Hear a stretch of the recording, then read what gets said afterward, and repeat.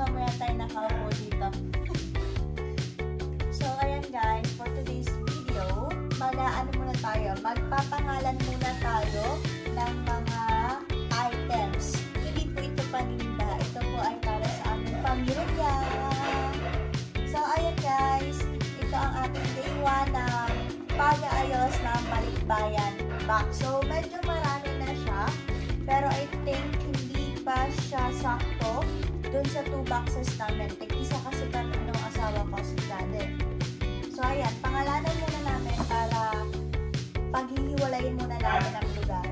Bumili lang kami ng paper tape, tas marker. Meron naman talaga kaming marker. Ito yung ginagamit namin pagpapangalan. So, no need naman na dito ng gunting kasi paper tape nga siya. Madali siya pilasin. O, diba? Una-una sa listahan, ang mga request ni Ka Janet. Janet talaga, yaman na. Mama Dab. Dab Mama. Dab Mama. So, ayan guys, marami tayong papangalanan. So, ako magpapangalan pa unti-unti habang si Chade ay magte-take ng balikbayan box. Ilalim lang naman muna. Hindi pa namin siya ipa-finalize. So, name muna para may masimulan. So, isa nga pala sa bagong ilalaman namin sa aming balikbayan box ay itong Australian Botanical Soap. So, makapal siya guys. Hindi ko lang mabubuksan para sa inyo kasi talagang sealed siya. Makapal siya and very affordable. So, para sa mga nasa Australia dyan na gustong magpa-box ng pangmatagalang sabon at sobrang bango nito guys. Kung alam niyo yung mga ibang mababangong sabon, hindi na magpapangalan, baka tayo maano pa dito. So, ito, mabango talaga to. So, try nyo to. Ito ay sea salt. Meron din silang mga, ano yun? Raspberry. Meron din, yun yung color pink. Tapos, meron din kulay green na kaamoy ng, parang mint, lemongrass. Yun. Then, meron silang vanilla, which is yung color white. Ito yung pinakang nagustuhan namin. So, sa Costco namin to nabili, pero meron din siya sa Kohl's. Pero mas affordable siya sa Costco. So, kung mapapadpad kayo doon, try nyo to guys. Papakita ko rin sa inyo yung mga ilang bagong items na ipapadala namin sa Pilipinas. So, ito nga pala guys, kasi madalas walang kuryente sa Pilipinas. Tapos nakita ni Chad dito sa Reject Shop, yung malalaking kandila na yan. Kasi on sale siya. Kumbaga parang inuubos na lang sa Reject Shop.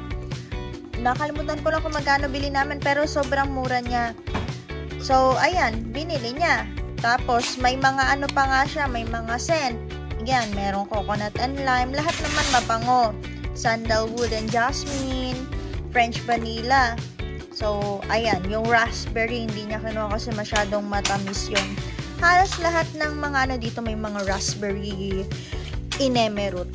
Tapos ito, bumili kami ng kids shampoo para bumango ang mga ulo ng aming mga pamangkin at ng kapatid kong si Maloy. Ay, si Pipi pala yun.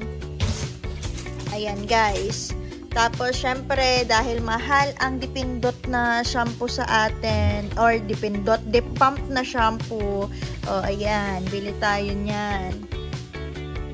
So, ayan, may mga bago pa tayong items for healthy living ineme. Kunwari, healthy, bumili kami ng equal sugar. So, ito ay, natural sweetener. Ayan siya. Isang tablet lang katumbasan ng isang teaspoon ng sugar. Okay siya. Sa age care ko yan nalaman, yung equal sugar na yan, na healthy kineme. And then, ayan. Dati ang binili namin is Welch. Tatry naman namin ngayon tong Sunkist. So, sikat tong Sunkist dito sa Australia. Mga fruit, siya, gummy. And then, ayan, ang pinakahinahanap namin palagi dahil ang barley daw nga ay gawa sa barley drink, ay gawa daw sa Australia. pero di namin makita. Nakita namin to sa Costco, si Young Barley Grass. Yes, galing Japan siya. Hindi ko man sinabi made in Australia. Iba yung made in Australia, yung isa. Hindi ko na pangalanan. Basta green din yon. Mahal yun sa Pilipinas eh. So, ito, 176 packs na. Packs. 176. Oh, tama, packs. Ay, limot ko na rin kung magkano. Pero sobrang mura niya. Halos katumbas lang siya nung 2 box nung barley sa Pilipinas. Ay, ito, 176 na. Tig-isa kami ni Chade. Mukhang kulang nga eh. So, dami ng lolo't lola namin. Tapos may magulang pa kami, diba? So, ayan. Bagong add din namin yan sa aming Balikbayan box. More on healthy lifestyle tayo ngayon. Eme! Diba? Ayan siya, nagte-tape. So, tara. Pangalanan na natin yung iba pa. So, guys, bago sa listahan din natin yung ovenware. So, ito nakuha lang namin for free sa Kohl's. Kasi habang nag-grocery ka, nakakaipon ka ng ovenware points. Kung saan, nakuha namin siya for 56 points each. Pero kung bibilin mo siya, yun din ang presyo niya, $56. So, for 1 point, $1 siya. Pero applicable lang siya dito sa ovenware. Last time, ang pinadala namin is kutsilyo. Curtis Smith. Ayun, Curtis Smith na mga kitchenware naman. Naipon din namin yun dahil sa aming points sa Kohl's. O, diba? Mga for free lang yan. Tapos kumuha din kami ng KitKat. Alam kong may KitKat sa Pilipinas, pero iba kasi itong mga KitKat na to. Iba yung mga flavors niya. Kaya kumuha kami ng tig-isa. Para lang ba? Matikman. Yun. And then, nagbago din kami ng aming tea.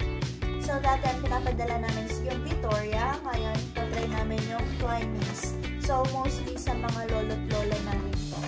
And sa parents. Para healthy, hindi panay kape. Kahit masarap yung kape dito sa Australia. Siyempre, hindi mawawala sa bakang chocolates. So, ito nga pala yung koala shape, frog shape. Meron din tayong wallaby shape. So, ayan. Sikat dito yung mga Cadbury chocolates na may mga animal shapes.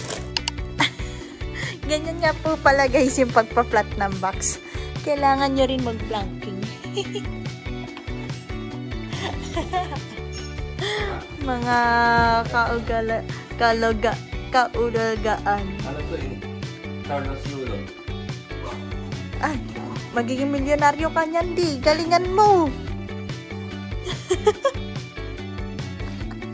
Ito na nga po, nasa second box na kami.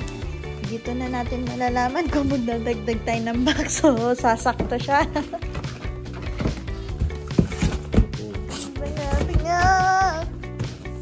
Ayan pa ilalagay niya. Yung mga nasa ibabaw na yan. Ito pa. Then, ito pa. Kasya yan. So, magpapangalan muna tayo ng mga pinamili namin. Sa sobrang dami ng damit, baka magkanda dito. Kaya, para sigurado, lagyan natin sila ng name. Ayan, syempre, mawala ng lahat. Huwag lang mga pamangkin. So, ayan, lalagay lang namin yung...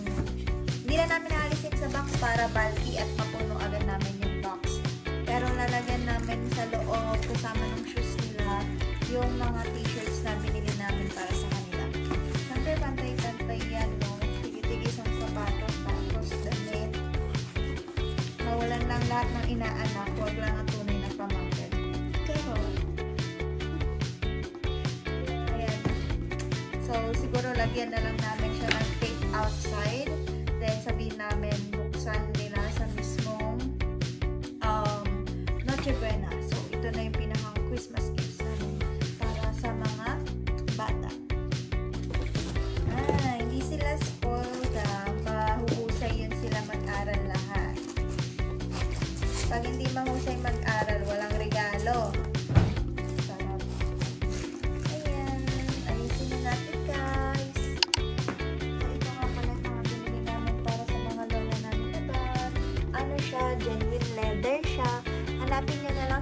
bags namin to binili. EVT yung brand niya. And makikita niyo naman yung, ano nila, anong tawag ba? Yeah. Leather certificate plus sa Emerald nandyan yan. Mababasa niyo. Kaya namin binili kasi genuine leather. Oh my God! Sabi ko na, tumunog tayo kanina. Pinabalik ko siya kanina kasi sabi ko, tumunog kami. So, sabi ko, baka may tag na hindi natanggal. Ayan, meron yung tag na hindi natanggal. Diyos ko po, Richard Aguirre. Sinasabi ko sa iyo. Buti na lang, hindi nakakabit mismo dito sa bag. Dito lang. So, pwede mo siyang putulin na lang ng plies. Sabi ko na tumunog kami. So, ayan, iba-iba lang namin yung mga style. So, pare-parehan sila ng color. Pero, meron dong 3 colors. Dark brown, cream, or beige ba to? And black. So, ayun guys. Iba-iba lang namin ng color. And, syempre, lahat sila meron na cloth bag.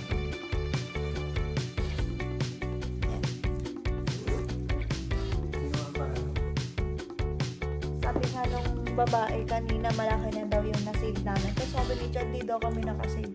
Sino bang namiling nakasave? Di ba? Sabi ko, kung daw ako nakasave, gumastos ako eh. So, ayan guys. Okay lang gumastos. Just for you, our beloved. Just for you, our beloved. Our loved ones, mag-learn America. Inaalis na na sa box. So, dahil more on boxes yung inilalagay namin, hindi na namin nilagyan ng damit sa ilalim, sa pinaka-ilalim. Pero usually, naglalagay talaga kami ng damit or tuwalya, just in case na may bibili kami towel or mga basahan, gano'n. Eh, ngayon, medyo konti lang naman yung damit. Hindi lang ganun karami. So, hindi na namin nilagyan, tsaka boxes naman siya. Ayan, nagtetetris na siya. Tuwang-tuwa siya. Halos sakto daw yung mga inalagay niya. Para daw siyang nagtetetris lang. Tuwang-tuwa si Ulaga. Ang masungit, nagwaping ng paagahan. Emerald. Matatawa kayo guys. Imbes na pangalan ng pamangkin namin yung nilagay namin. Yan, mga ganyan. Ang batong puhing singer ng buhay. Ang bungal na tiktokers ng paagahan. Yung mga ganyan ba, guys? Hulaan nila kung sino yun. Ayan, malapit na natin natapos yung toy box. So, ayan guys. Surely, ito na yung last day na aming pagpapak ng balikbayan box. So, kagabi nga, hindi namin siya natapos. Meron pang spaces na naiwan. Nag-try kami mag-Kmart kasi may 24 hours Kmart dito sa Belmont. And then, yun, wala kaming nabili. Wala kasi masyadong sale. So, namili na lang kami sa Kohl's. So, mostly, syempre, hindi mawawala naman dyan ang Tim Tam. Dahil favorite yan sa Pinas at wala nito sa Pinas. Ay, meron pala yata pero medyo mahal. So, yan. Nagbili kami ng Tim Tam. Then, yung mga bala nung kanilang electric toothbrush. Kasi lahat ng mga pamangkin namin may electric toothbrush din. Then, bumili kami mga Maltesers, M&M. Sakto, medyo madaming sale sa Kohl's. Kaya, namili kami. Yan. Binili din namin yung, yung aso nung tagapagmana. Basta yun.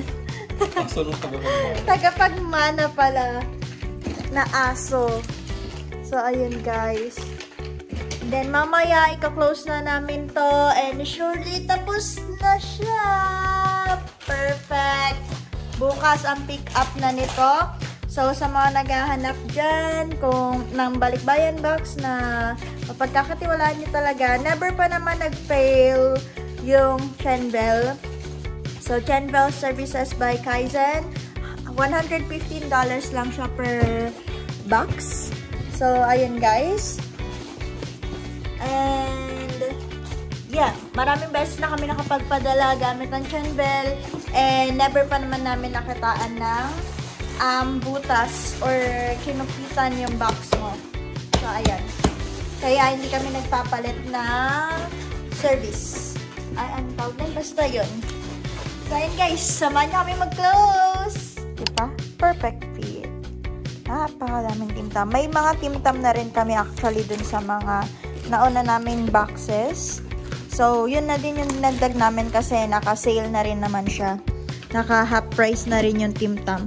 So, halo nga pala to. Sa iba-iba kami bumili. May Kmart, may Woolworths, Big W, Kohl's. So, doon, marami kayong makikita lalo na kapag nag-sale sila. Especially sa grocery store, sa Woolworths and Kohl's. Yung mga half prices, yan yung mga kinuha namin. Then, usually, mga damit namin galing sa Big W, Kmart, and Target. So, ayun guys. Let's close it.